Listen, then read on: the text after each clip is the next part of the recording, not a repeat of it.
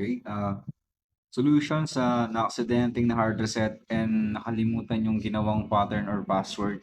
And yung isa pa is hindi na alam or nakalimutan na rin yung Google account. Okay. Start. Next. Okay. Dito is connect muna siya ng Wi-Fi. No? Kinonnect ko na kasi kanina kaya nagdiretso na. Pag na-connect na, pindutin lang tapos next. Then copy. Yan. Nakalimutan yung ginawang pattern.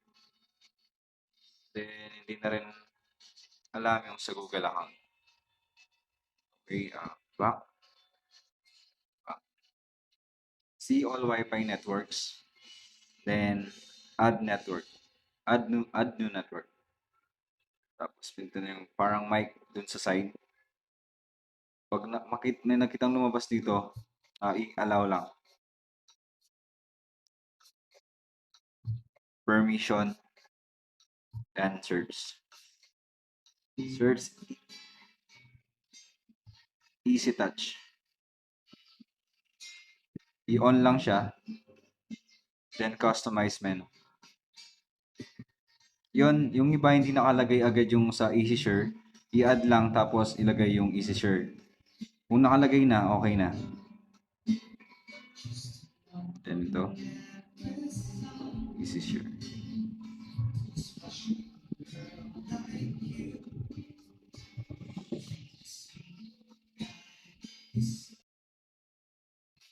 Then kuha ng isang phone.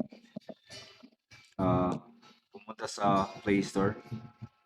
Then install ang Easy Share. Easy Share app.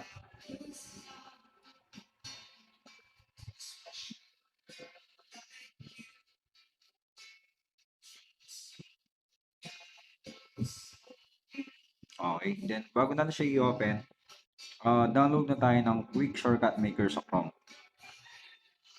Search lang, Quick Shortcut Maker.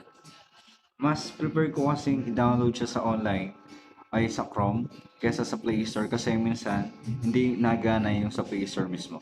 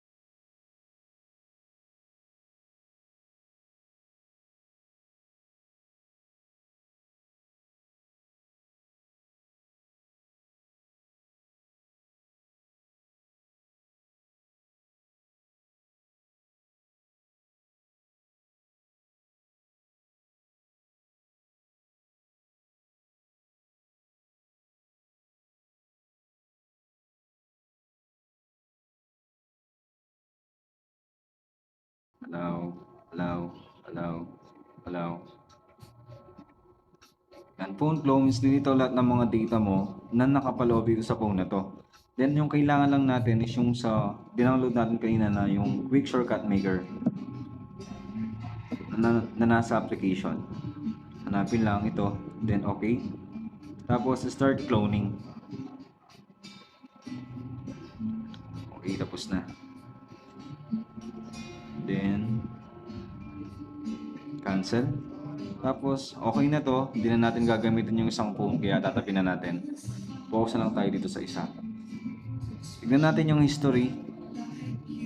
Yung isang application na Quick Shortcut Maker, i-open natin.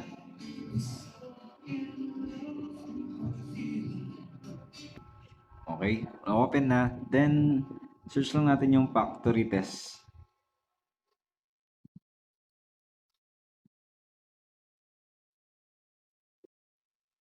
Yan. Bilang ka ng pang tatlo sa dalawa. Tatlo. Then, ito yung i-click. Then, try. Tapos, punta dito sa engineering.